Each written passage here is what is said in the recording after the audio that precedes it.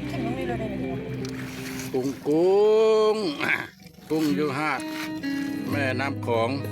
บ้านทะเดือมงสุมเด้อ ใช่เอา ปูป่าหน้าเนี่ยก็ได้ซ้ำนี้ละท่านผู้ชมเบอร์เปลี่ยนบรรยากาศไหมแต่ก้อนก็ไปท่ายแต่อยู่ภูอยู่ป่าพุ่นมื้อนี้เรามาท่ายอยู่หาดเนาะหาดจำลองหาดจำลองอยู่ทะเลลาวเฮาอันนี้ละคือป่าซิวเด้อป่าซิวน้อยผู้ใดมักก้อยมักนั้นเนาะ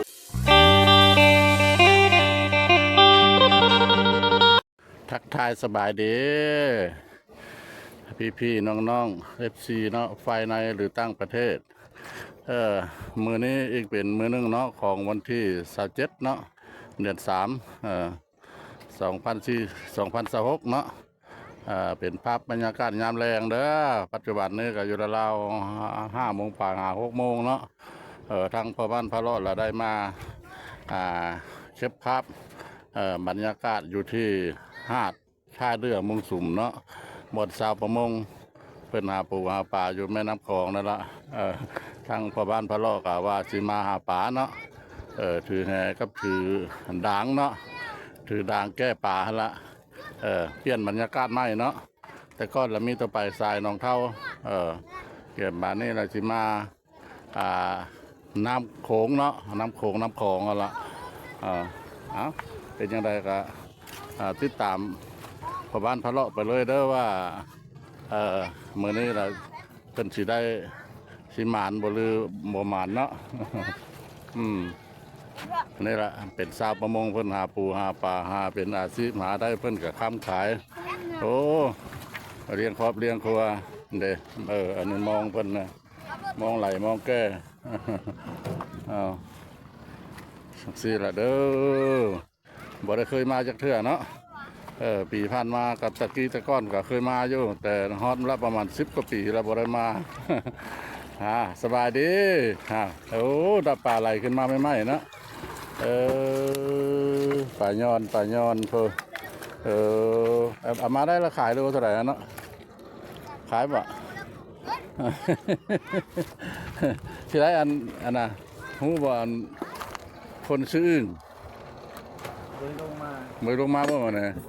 บอกว่างปีกายในเพิ่นโทรอยู่โทรนัดมายังให้มากินปลาลงมาอยู่ขึ้นแต่ว่าปัดมือเรานัดปัดบัวมามือนี้ปันมามันจักกันแต่ข้าวสมัยตะกี้ไปแล้ว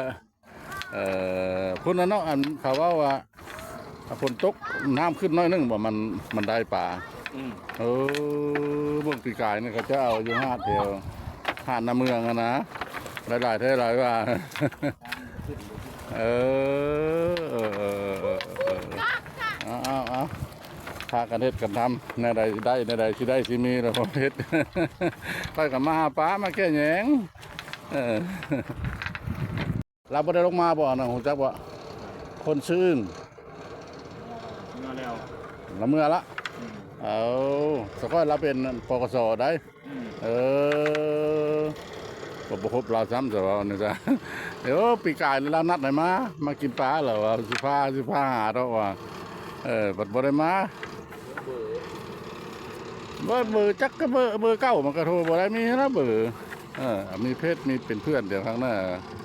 ลากับเมื่อลิ้นเหือนลิ้นสารค่อยอยู่รักสองเนอะค่อยอยู่รักสองบ้านเวียงวิไลนั่นเด้อวงเวียนนะเป็นตาม่วนตาซื่นเลยเนาะสาประมงย้ำลงมาเที่ยวย้ำพ่นละบัวได้แล้วน้ำขึ้นแล้วเนาะขึ้นเอาแก้ได้แต่ไหลได้แต่ยามนี้แล้วเนาะฝนก็ไหลได้น้ำเต็มห้องเพราะว่าเขาเห็นนั่นปีกายนี่ลูกสาวค่อยเอามือลูกสาวค่อยมากินเหล้ากินอย่างอยู่พี่ละหาปลาได้แล้วพามือให้ปลาอีตุตัวบ้าง่ายนะทำเนี่ยทำบอลนั้นโผล่มาเนี่ยมีตัวปลาอีตุน้ำแดงเขาซื้อทานผู้ชมเลยวิธีของนั่นเนาะนานาชนบทบ้านท่าเรือมงสุม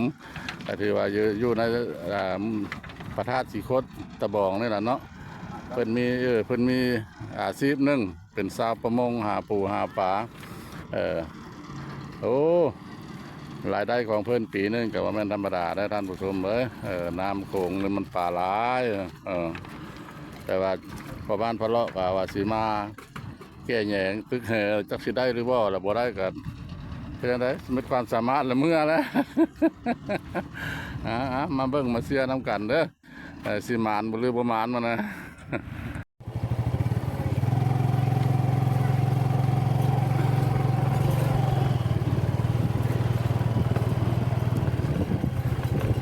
ทางเลาะตะลิงของทางเลาะตะลิงของผู้คนก็มาซื้อปูซื้อปลาเนาะมาขายเครื่องขายของก็มีน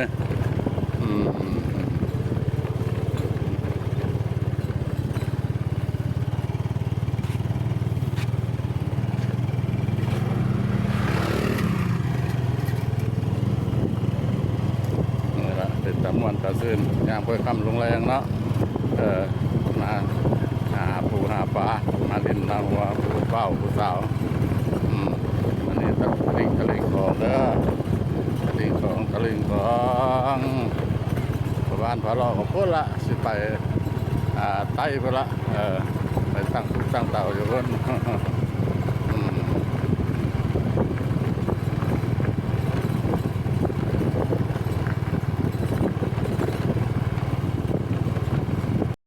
นี่แหละเพิ่นผู้นี้เพิ่นไหลขึ้นมาเมื่อกี้นี้เนาะได้ปลาเพิ่นก็ได้หลายเติบแล้วทานผู้ชมเลย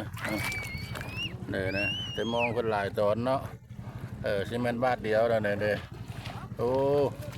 ป่าในก็มีเนาะป่าในที่บ่สะถึงห้างมองที่บ่ก็ตาเวนกับกาชิตกแล้วท่านผู้ชมเอ้ยผู้ค่ำแล้วพ่อตาเวนมาชิรับดินแล้วนะโอ้น้ำเลิกปีนี่เนาะปีแต่เฮามามันบุเลยพุ่นเลยจนจะคอยจนจะฮอดพังพุ่นก็ยังหากบุเพียงเขาเดวเลิกปีนี้น้ำเลิกน้ำเลิกเดี๋ยวนี้จะมันเป็นยังพุทธใดน้ำอยู่ที่พุทธใดแต่ว่านั้นเฮาก็มาอยู่อย่าลงเลิกเลยนางเด้ออย่าลงเลิกเด้อเบิ่งในน้ำผู้ท่วมหัวแล้วผู้อย่าลงเลิกอีกละ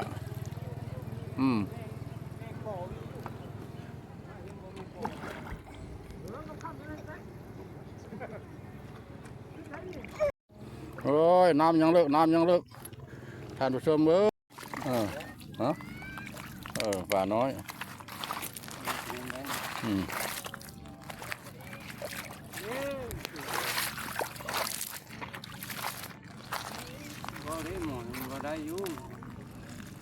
ตัวจับเราตะข้าวเขาบอกงูหมอไข่หมออย่างทุ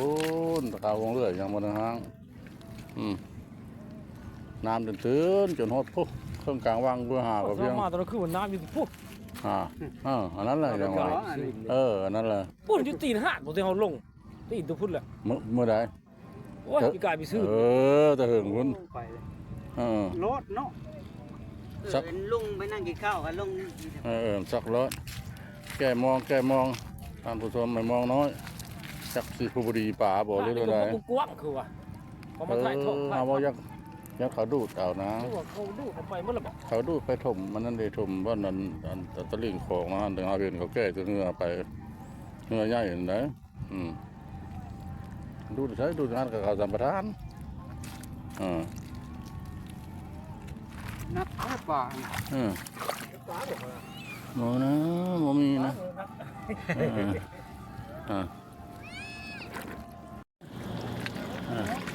ไปโยตีนมันถูกครับโยมันโค้งแล้วมันขี้หินเลยจ้ะมันโค้งแล้วมันขี้หินฮะโอ้ตุ๊กรักเลยอันนี้เราถูกเส้นน้องเด้งอยู่แล้วเดี๋ยวพวกเอาเฮิงเป็นท่านผู้ชมเลย